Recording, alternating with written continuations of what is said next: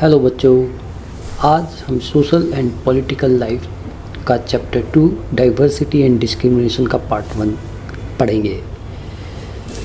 तो बच्चों, differences and prejudices, ये तो हम सबको ही पता है कि हम लोग जो इंडिया में रहते हैं उनका लाइफ स्टाइल, लैंग्वेज, कल्चर और बिलीफ सब अलग अलग है। Our identity is shaped by various factors such as lifestyle, language, culture and beliefs. Basically हम सब में डिफरेंस तो है ही, और इन्हीं डिफरेंसेस की वजह से प्रेजुडिसेस होते हैं कि कोई किसी के प्रति कोई नेगेटिव थॉट रखता है। बेसिकली हम लोगों की जो आइडेंटिटी है कई फैक्टर्स के अकॉर्डिंग होती है, जैसे लाइफ स्टाइल है, लैंग्वेज है, कल्चर है, बिलीव्स है। हमारी सबकी जो लाइफ स्टाइल है वो अलग है। भाई केरल का बंदा किसी और तरीके से रहता है, नॉर्थ इंडिया का, दिल्ली का बंदा किसी और तरीके से रहता है, नॉर्थ इंडियन की लैंग्वेज कुछ और है, साउथ इंडियन की लैंग्वेज तमिल होगी या तेलुगु होगी, उनका कल्चर अलग है। वहाँ पे त्यौहार किसी और तरीके से मनाए जाते हैं, नॉर्थ इंडिया में किसी और तरीके से मनाए जाते हैं। बेसिकली इंडिया के लोग जो जितने भी हैं वो इनके इन फैक्टर्स के अकॉर्डिंग अलग अलग है। Geography and history also play significant role in influencing these aspects. अब देखो, जियोग्राफी है, भाई पहाड़ों के लोग किसी और तरीके से रहते हैं। Diversity in India. India showcases immense diversity with respect to religion, language and dance forms. देखिए, हमारे देश में कई तरीके के रिलीजन हैं, लैंग्वेजेस भी है, डांस फॉर्म्स भी है। इन सब चीज़ों पे हम डाइवर्स हैं। All 8 major religions in the world are practice in India. अब हमारे जो रिलीजन्स हैं वो भी अलग अलग हैं। 1600 languages are spoken as mother tongues. 1600 languages ही मदर टंग्स हैं। तो इन सब फैक्टरों पे हम डाइवर्स हैं, अलग अलग हैं। Meeting differences. अब ये मीटिंग डिफरेंसेस कब होते हैं? Meeting people who are very different from us can make us feel strange and unfamiliar. क्या कोई नॉर्थ इंडिया के अंदर साउथ इंडियन आया, जब हम उससे मिलते हैं तो हमें स्ट्रेंज और अनफेमिलियर लगता है। लैक ऑफ अंडरस्टैंडिंग और knowledge about their differences can contribute to forming negative attitude and opinions. अब हमें जो लोगों को नॉलेज कम है कि यार वो लोग भी इस तरीके से रह सकते हैं, तो उसकी वजह से क्या होता है, डिफरेंसेस आ जाते हैं कि नहीं यार वो तो इस तरीके का लाइफ स्टाइल ले रहा है, या फिर that is only due to lack of understanding. अगर हमें पता होगा, हम पढ़े लिखे हैं कि भाई नहीं साउथ इंडियन का लाइफ स्टाइल है, तो वो डिफरेंसेस होंगे ही नहीं। Prejudices and negative opinions. अब देखो, प्रेजुडिसेस क्या है? किसी के प्रति नेगेटिव थॉट रखना। अब जब इन्हीं फैक्टर्स को हम एक नेगेटिव थॉट के अकॉर्डिंग लेते हैं तो क्या होता है, इससे हमारी नेगेटिव ओपिनियन बन जाती है दूसरों के लिए। Prejudices refer to judging others negatively और कंसिडरिंग देम इंफीरियर, और उनको छोटा समझना, उनके प्रति नेगेटिव थॉट रखना, that is prejudices. Believing that there is only one right way to do things can lead to a lack of respect for alternative perspectives and practices. अब हम ये सोच लें कि नहीं यार हम ही ठीक हैं और दूसरे गलत हैं, हम उनके प्रति रिस्पेक्ट नहीं करेंगे। For example, judging languages other than English as unimportant can result in a lack of respect for speakers of those languages. नहीं यार वो तो इंग्लिश बोलता है, वो इंग्लिश ही बहुत इंपॉर्टेंट लैंग्वेज है, यार वो तमिल या तेलुगु बोल रहा है या फिर मीजो लैंग्वेज बोल रहा है। ये इस तरीके से क्या होगा कि ये डिफरेंसेस बढ़ जाएंगे। हमारी क्या होगा कि एक प्रेजुडिसेस आ गए, एक नेगेटिव थॉट आ गए उन लोगों के प्रति जो दूसरी लैंग्वेजेस बोल रहे हैं अदर देन इंग्लिश। लेकिन ये जो प्रेजुडिस है ये कब आपको दिखाई देती है या फिर मैनिफेस्टेड होती है?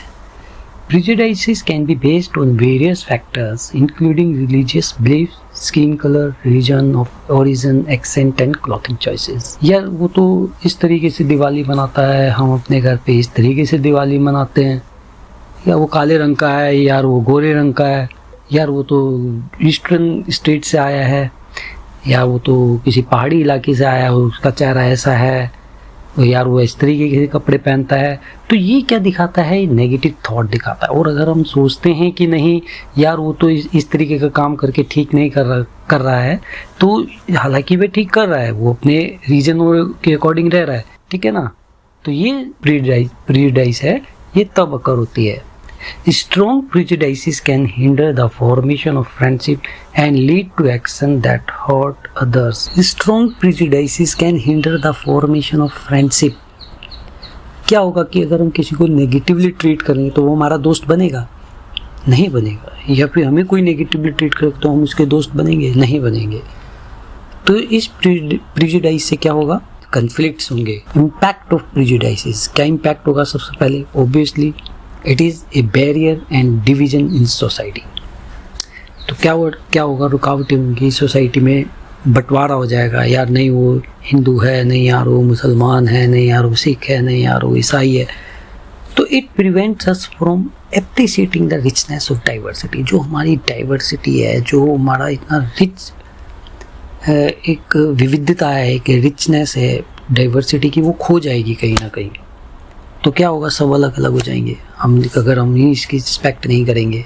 Overcoming prejudices is important for fostering inclusivity, respect and equality.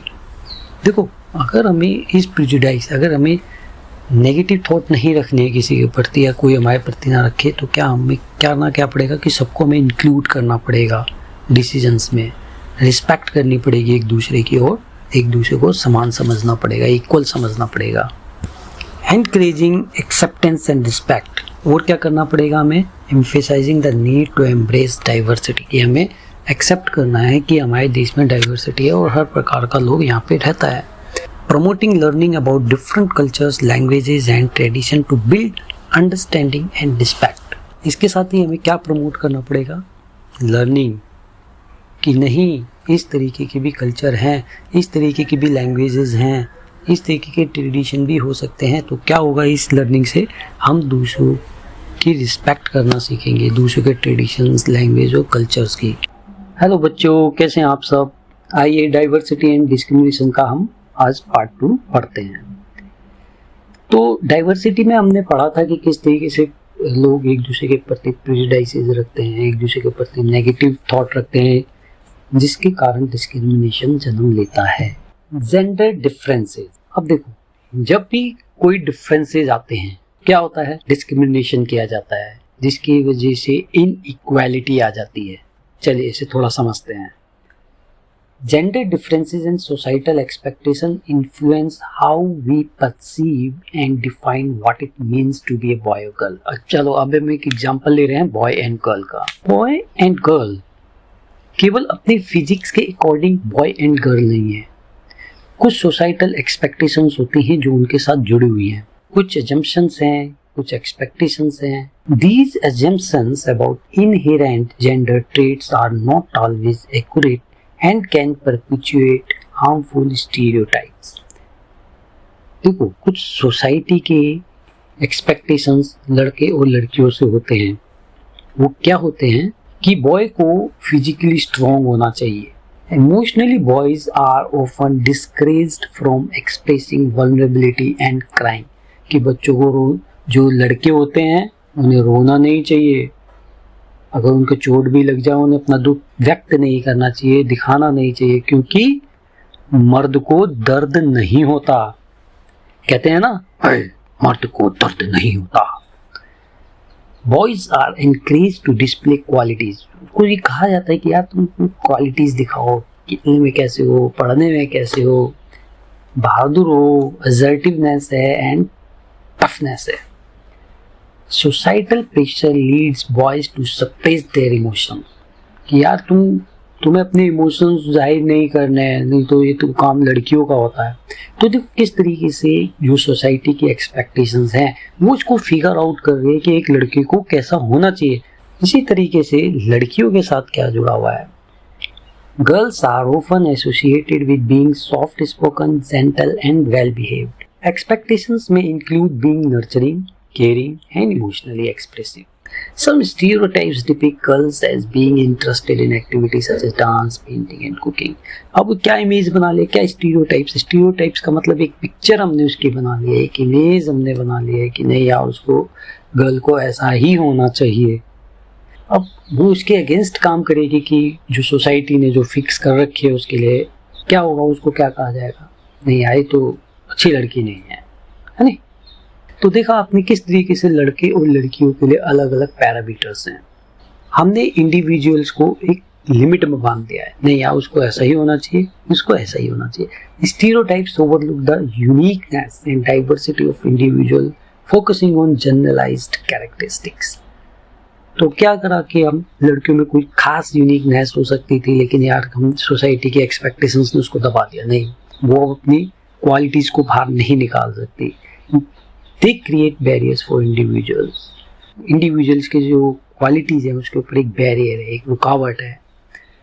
Stereotype reinforce gender norms and perpetuate inequality by confining individual to predefined role। अब हमने क्या करा, लड़के लड़कियों को एक प्रीडिफाइंड रोल में बांध दिया, नहीं यार उसको ऐसा करना चाहिए, उसको ऐसा करना चाहिए। तो एक जेंडर नॉर्म्स में हमने उनको बांध दिया। अब इसका प्रभाव क्या पड़ेगा, देखो ये जो स्टीरियोटाइप, ये जो इमेज हमने बना ली है, इससे क्या होगा, इनइक्वालिटी एंड डिस्क्रिमिनेशन जन्म लेगा। Discrimination occurs when individual act on prejudices or stereotypes। Discrimination कब होता है, इनइक्वालिटी यानी कि यार वो तो ऐसा कर सकता है, यार वो ऐसा कर सकता है। ये जो हमने एक प्रेजुडाइसेस है, एक नेगेटिव थॉट है, या फिर हमने पिक्चर बना ली है, स्टीरियोटाइप्स हो गए हैं, तो इससे क्या होगा, डिस्क्रिमिनेशन जन्म लेगा, एक भेदभाव, एक यानी कि इनइक्वालिटी, या वो लड़का है या वो लड़की है। Discriminatory practices can manifest in various ways, denying equal participation in activities and opportunities। कि यार वो लड़की है तो यार वो गेम्स में पार्ट नहीं ले सकती है, यार वो क्रिकेट नहीं खेल सकती है, यार वो फुटबॉल नहीं खेल सकती है, तो हम इक्वल पार्टिसिपेशन नहीं कर सकती है। Treating individuals from different background unfairly in institution like school, workplace और healthcare। जो कोई पर्सन या इंडिविजुअल किसी और बैकग्राउंड से आता है या किसी और रीजन से आता है, तो उसके प्रति एक स्टीरियोटाइप रखना, इससे डिस्क्रिमिनेशन जन्म देता है। Exclusionary practices based on factors like religion, language और इकोनॉमिक बैकग्राउंड। या वो तो गरीब आदमी, इकोनॉमिक क्या होगा, रुपये पैसे से संबंधित, या कोई गरीब है कोई अमीर है, तो उससे क्या होगा, यार वो गरीब है उसको यार तो बेकार है, इसको हटाओ यार, इसको बाहर निकालो यार। लैंग्वेज के बेस पे क्या होगा, यार वो तो इंग्लिश बोलता है, इसको हटाओ यार, समझ में नहीं आती इंग्लिश, या वो तो हिंदी बोलता है, तेलुगु बोलता है। तो ये क्या है, एक्सक्लूजनरी प्रैक्टिस होगी, यार कुछ पर्टिकुलर लोगों को हम बाहर निकाल रहे हैं, तो यहाँ से क्या होगा, डिस्क्रिमिनेशन और इनइक्वालिटीज जन्म लेगी। कॉजेज ऑफ डिस्क्रिमिनेशन, देखो कॉजेज क्या हैं डिस्क्रिमिनेशन के, वही जो फैक्टर्स हम शुरू से पढ़ते आ रहे हैं, रिलीजन, लैंग्वेज, रीजनल आइडेंटिटीज, यार वो तो केरल का है या फिर यार वो तमिलनाडु का है। इस तरीके से जो रीजनल आइडेंटिटीज है, ये भी डिस्क्रिमिनेशन का एक कॉज है। इकोनॉमिक इनइक्वालिटी, या वो अमीर है या वो गरीब है, ठीक है ना। कई बार क्या होता है कि पुअर लोगों को सही निगाह से नहीं देखा जाता, उनको प्रेजुडिसेस होते हैं, नेगेटिव थॉट होते हैं उनके प्रति। Some individual facing discrimination based on multiple factors. अब ये नहीं है कि केवल वो गरीब है या फिर किसी और आइडेंटिटीज का है या फिर किसी और लैंग्वेज को बोल रहा है, लेकिन यहाँ पे मल्टीपल फैक्टर्स एक साथ भी हो सकते हैं। या वो किसी और लैंग्वेज का है और साथ में वो पुअर भी है, या वो किसी और रीजनल आइडेंटिटीज का है लेकिन वो साथ में पुअर भी है। रिलीजन है, आइडेंटिटीज भी उसकी कोई और है, कहीं किसी और रीजनल स्टेट से आता है। तो ये जो मल्टीपल फैक्टर्स हैं एक साथ भी हो सकते हैं, सिंगल ना हो करके। जैसे कि हम ट्राइबल्स का एग्जांपल ले लें, ट्राइबल्स लोग जंगल में रहते हैं, उनके वेशभूषा, उनके ड्रेस पहनने का तरीका, ट्रेडिशंस, और वो गरीब भी होते हैं, पुअर भी होते हैं। तो 2-3 मल्टीपल फैक्टर्स उसके साथ जुड़ जाते हैं, जिसकी वजह से डिस्क्रिमिनेशन जन्म लेता है। चलिए अब एक एग्जांपल, हम बहुत ही एक ऐसा एग्जांपल जिस व्यक्ति ने इन सब डिस्क्रिमिनेशन को खुद फेस किया। हम बात कर रहे हैं डॉक्टर भीमराव अंबेडकर की। A prominent leader in India shared a personal experience of caste-based discrimination that he faced in 1901. The incident took place when he was 9 years old and visiting his father in Koregaon, Maharashtra. तो ये क्या था, doctor Bhimrao Ambedkar ji अपने father से मिलने के लिए जा रहे थे। Doctor Ambedkar and his brothers and cousins had arrived at the train station to meet their father. However, their father or his servant did not show up, leaving them waiting for an hour. The station master approached them and asked for their tickets. They explained that they were waiting for their father or his servant to accompany them to Koregaon, but were unsure how to reach their destination. तो जब वो वहाँ पहुँचते हैं तो उनके father उनको वहाँ मिलते नहीं हैं. मे बी एनी रीजन हो सकता है कि वो वहाँ पहुँचते नहीं है, तो वहाँ वेट कर रहे होते हैं. स्टेशन मास्टर आता है और पूछता है कि भाई आपको कहाँ जाना, तो बोलते हैं कि भाई हमें कोरेगांव जाना है और हम अपने फादर का वेट कर रहे हैं. Diversity being built despite being well dressed children whose appearance did not give away their caste background. अच्छा, उन्होंने उस समय पे कपड़े इतने अच्छे पहन रखे थे कि पता नहीं चल रहा था कि यार वो किसी डाउन ट्रोडन या फिर किसी पिछड़ी जाति के बच्चे हैं. The station master assumed they were Brahmin children. उस समय पे ब्राह्मण कास्ट क्या होती थी, एक ऊंची कास्ट होती थी, इसको रिस्पेक्टेबल तरीके से ट्रीट किया जाता था. He sympathized with their situation and inquired about their identity. तो उन्होंने कहा कि यार तो ब्राह्मण बच्चे लग रहे हैं, तो इनकी मदद की जाए. In a moment of honesty, Dr. Ambedkar revealed that they were Mahars, a commonly considered untouchable in the Bombay Presidency. उन्होंने एक इनोसेंट वे में कहा कि नहीं भाई हम तो महर कास्ट के हैं. उनको पता नहीं था उस समय पे कास्टिसिज्म क्या होता है, किस तरीके से उनके साथ ट्रीट होता था. तो स्टेशन मास्टर का जो एकदम जो सडन रिएक्शन होता है वो चेंज हो जाता है और वो एक नफरत सी की भावना लेकर के अपने कमरे में वापस चला जाता है स्टेशन मास्टर.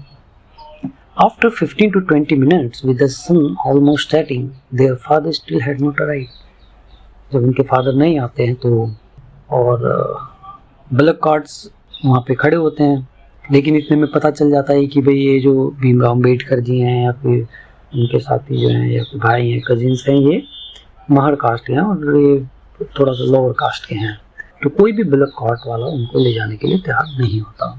आप ये सिचुएशन समझ सकते हो. आप इमेजिन कीजिए कि किस तरीके से वो लोग फेस कर रहे थे इस सिचुएशन को कि यार हम वो पैसे देने के लिए भी तैयार हैं, डबल फेयर देने के लिए भी तैयार हैं, फिर भी कोई ब्लैक कार्ड वाला उनको ले जाने के लिए तैयार नहीं था.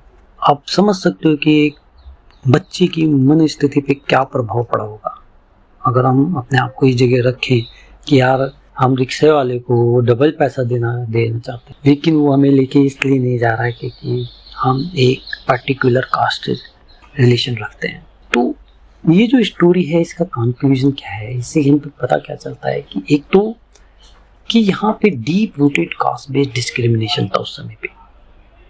Doctor Ambedkar personal experience became a driving force in his life to fight against caste based inequalities. अब जब हमारे साथ इनइक्वालिटीज होगी तो क्या करेंगे, हम फाइट करेंगे, हम आवाज़ उठाएंगे. उठाओगे कि नहीं उठाओगे बताओ. तो उन्होंने भी यही किया. His struggle and contribution have had a profound impact on shaping India's social and political landscape. उनके इस कंट्रीब्यूशन से इंडिया का सोशल और पॉलिटिकल लैंडस्केप कंप्लीटली चेंज हो गया. अब हम डाइवर्सिटी एंड डिस्क्रिमिनेशन का पार्ट 3 पढ़ते हैं. लास्ट टाइम हमने पढ़ा था कि डॉक्टर भीमराव अम्बेडकर जी के साथ किस तरीके से डिस्क्रिमिनेशन हुआ, जिसकी वजह से उन्होंने फाइट किया और उन्होंने इस अपने भारत का सोशल और पॉलिटिकल लैंडस्केप ही चेंज कर दिया. वो कैसे किया अब हम देखते हैं. Inequality and struggles. During the freedom struggle against British rule, various marginalized groups fought not only for independence but also for equal treatment. कि इंडिपेंडेंस की आज़ादी की लड़ाई तो चल रही थी उस समय पे, लेकिन लोगों को इक्वल ट्रीटमेंट भी चाहिए था. वो लोग कौन थे जिनके साथ इक्वल ट्रीटमेंट नहीं हो रहा था? वो थे Dalit, women, tribals and peasants. They faced inequalities and actively struggled against them. उन्होंने इसके लिए पार्टिसिपेट किया और स्ट्रगल भी किया. देखो, आपके साथ ही इनइक्वालिटी होगी, डिस्क्रिमिनेशन होगा, तो आप क्या करोगे? You will struggle. तो दलित लोगों ने वही किया, वुमेन ने भी वही किया. वुमेन ने क्यों किया? देखिए, वुमेन को पहले जो लेडीज़ थी उनको पढ़ने का राइट नहीं था, उनको वोट देने का राइट नहीं था, उनको घर के अंदर ही रखा जाता था, उनके साथ इक्वल ट्रीटमेंट नहीं होता था. जैसे आज आपकी क्लास में कई लड़कियां पढ़ रही हैं, पहले लड़कियां पढ़ाई नहीं करती थी, उनको घर में ही रखा जाता था और लेडीज़ों को वोट का भी राइट नहीं था. तो क्या हुआ इससे? स्ट्राइविंग फॉर इक्वालिटी, कि आप स्ट्रगल करोगे। Dalit organise movement to gain entry into temples, challenging discriminatory practices. तो जो दलित लोग थे इनको इवन मंदिर में भी नहीं जाने दिया जाता था, कि नहीं हमारा मंदिर पवित्र हो जाएगा, जाओ बाहर निकलो। तो such type of discrimination, how you can imagine कि यार कि फाइट करना है इन सब चीज़ों के against. Women demanded equal access to education. Women ने क्या डिमांड किया कि हमें इक्वल एक्सेस चाहिए एजुकेशन के लिए। Fighting for their right to learn and at on par with man, peasants and tribals fought against the exploitative practices of money lenders and high interest rate. तो money lender क्या करते थे पहले, peasants को पैसे देते थे और उनका एक्सप्लॉइटेशन करते थे, उनकी ज़मीन हड़प लिया करते थे, तो वो भी फाइट कर रहे थे। The constitution and equality. After India gained independence in 1947, the leaders were concerned about prevailing inequalities.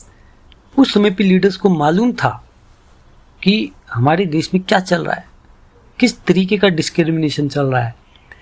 तो अब बारी थी लॉ बनाने की इसके लिए। भाई लॉ तो बनाना ज़रूरी है। अगर आपकी क्लास में कोई लॉ नहीं होगा तो आप सब तो शोर मचाने लग जाओगे। मैडम एक लॉ बनाती है ना कि कोई शोर नहीं मचाएगा, चुप बैठोगे। कॉन्स्टिट्यूशन के फ्रेमर्स ने क्या करा, like doctor Ambedkar, acknowledge the historical discrimination and struggles of marginalise communities. जो पहले से चली आ रही डिस्क्रिमिनेशन थी, कास्ट बेस्ड हो, रिलीजन बेस्ड हो, they aim to establish a vision of equality for all in the constitution, ensuring that every individual in India is considered equal, कि उनको इक्वल समझा जाए। एक ऐसा लॉ बनाने की बहुत ज़्यादा ज़रूरत थी। और वो लॉ किस तरीके से आया, कॉन्स्टिट्यूशन ऑफ इंडिया को बना करके, जो कि डॉक्टर अंबेडकर और उनके साथियों ने साथ मिलकर के बनाया।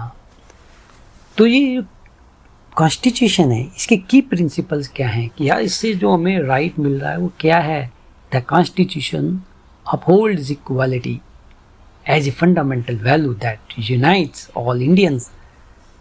कि कॉन्स्टिट्यूशन हमें पावर देता है कि हमारे साथ इक्वल ट्रीटमेंट होगा। It grants equal right and opportunities to every citizen. ये हर सिटीजन को इक्वल राइट और अपॉर्चुनिटी देता है। Untouchability is social practice is legally abolished and considered a crime.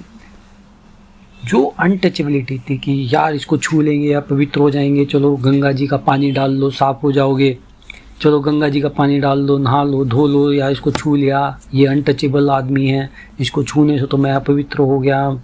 इसको लीगली क्राइम घोषित किया गया कि नहीं, ये ऐसा करना एक क्राइम है। Individual are free to choose their occupation without discrimination, कि आप कोई भी काम कर सकते हो, कोई भी ऑक्यूपेशन आप अपना सकते हो। उसके लिए आपके साथ कोई डिस्क्रिमिनेशन, इनइक्वालिटीज़ नहीं होगी। लॉ तो बन गया, गवर्नमेंट की क्या रिस्पॉन्सिबिलिटी है। अब गवर्नमेंट की रिस्पॉन्सिबिलिटी आती है, यार मैडम ने क्लास में लॉ तो बना दिया कि शोर नहीं मचाएगा, अब उसे इम्प्लीमेंट कौन करेगा। मैडम को तो होल्ड करके रखना पड़ेगा ना। लॉ तो बन गया कि शोर नहीं मचाना। इसी तरीके से कॉन्स्टिट्यूशन तो बन गया, अब उसे इम्प्लीमेंट कौन करेगा, तो उसे इम्प्लीमेंट करेगी government. The constitution places the responsibility on the government to take specific steps to ensure equality for poor and marginalized communities. Government की रिस्पॉन्सिबिलिटी होगी कि किसी के साथ भी इनइक्वालिटी ना हो, सभी लोग इक्वल ट्रीट किए जाएं। The government is entrusted with the task of addressing social economic disparities and uplifting marginalized group। कि ये गवर्नमेंट की जिम्मेवारी होगी कि वो सोशल और इकोनॉमिक डिस्पैरिटीज़ को दूर करे। सोशल कैसे, कोई कास्ट बेस्ड, कोई रिलीजन बेस्ड। इकोनॉमिक कैसे होगी, वो अमीर है, वो गरीब है। इन इश्यूज़ को गवर्नमेंट एड्रेस करेगी और मार्जिनलाइज ग्रुप को अपलिफ्ट करेगी। ये गवर्नमेंट की रिस्पॉन्सिबिलिटी यहाँ पर रहेगी। Respect for diversity. देखो हमारे देश में क्या है, डाइवर्सिटी तो बहुत ज़्यादा है। अलग अलग रिलीजन है, अलग अलग लैंग्वेजेस है, कोई अलग अलग कास्ट है नहीं? तो इनके बेस पे क्या होगा कि हम किसी से डिस्क्रिमिनेशन ना करें। The framers of the Constitution recognized that respecting diversity is essential for achieving equality. Freedom of religion, language, festival and expression were emphasized as fundamental right. कि भाई आप कोई भी, ये आपका फंडामेंटल राइट रहेगा कि आप कोई भी रिलीजन, कोई भी लैंग्वेज बोलिए, कोई भी फेस्टिवल सेलिब्रेट कीजिए और अपने आप को एक्सप्रेस कीजिए। नो लैंग्वेज, रिलीजन और festival should be compulsory for all citizen. कोई भी लैंग्वेज या कोई धर्म या कोई फेस्टिवल नहीं थोपा जाएगा। The government is obligated to treat all religions equally. Government की ड्यूटी रहेगी कि वो सारे रिलीजन्स को इक्वली ट्रीट करवाए और करे। India as a secular country, अब हमें पता है कि भाई इंडिया सेकुलर है, कि यहाँ पर कोई भी धर्म सर्वोच्च नहीं है, सभी इक्वल धर्म है, ठीक है। India embraces secularism providing freedom for individuals of different religions and faiths to practice their belief without discrimination। कि कोई भी धर्म अपना सकता है, कोई भी बिलीफ को फॉलो कर सकता है, उसके साथ डिस्क्रिमिनेशन नहीं किया जाएगा। This promotes unity and respect among diverse communities. अब ये क्या कर रहा है, इससे क्या होगा, प्रमोट होगी यूनिटी, कि यार नहीं, मेरे भी रिलीजन का ऑर्डर हो रहा है, उसके रिलीजन की भी रिस्पेक्ट हो रही है, तो हम सब एक हैं। Ongoing struggle for equality. देखो बच्चों, ये जो स्ट्राइविंग हो रही है इक्वालिटी के लिए, क्या ये बस ये कॉन्स्टिट्यूशन बनाने से क्या बस ये यहीं तक ही सीमित रहेगी? क्या ये यहीं पे लड़ाई ख़त्म हो गई है? नहीं, ये जो चीज़ें हैं ये इनइक्वालिटी बार बार आएंगी। Despite the constitutional ideals, inequality still persist in society today. क्या अमीर और गरीब इक्वल हो गए हैं? अमीर और अमीर होता जा रहा है, गरीब और गरीब होता जा रहा है। तो उनके बीच में जो डिफरेंसेस, जो इकोनॉमिक डिफरेंसेस आ रहा है, उसकी वजह से जो डिफरेंसेस हैं वो भी आएंगे। डिफरेंसेस की वजह से प्रेजुडिस होगी और जिसकी वजह से डिस्क्रिमिनेशन भी होगा। तो हमें लगातार इसको चेकआउट करना है। Achieving equality requires continued efforts both through people struggles and positive actions by the government. और गवर्नमेंट को भी यहाँ पे एक्शन लेना पड़ेगा और पीपल्स को भी स्ट्रगल करते रहना पड़ेगा, ताकि ये चीज़ें जो उठें वह वहाँ पर ख़त्म भी हो। The realization of equality for all Indians necessitates a collective commitment and ongoing work. ये जो इक्वालिटी की इंडियंस के लिए नेसेसिटेट्स है, ये एक कलेक्टिव कमिटमेंट है कि हमें इसके लिए मिलकर के काम करना है और ये हमेशा एक चलने वाली क्रिया है। आई होप कि आपने इस लेसन में बहुत कुछ सीखा होगा। आप इस लेसन को एनसीईआरटी की बुक से भी पढ़ें और ये जो मैंने पढ़ाया है आपको, ये वीडियो ज़रूर देखें, इससे आपको बहुत ज़्यादा क्लैरिटी होगी। पढ़ते रहें, तब तक के लिए बाय बाय।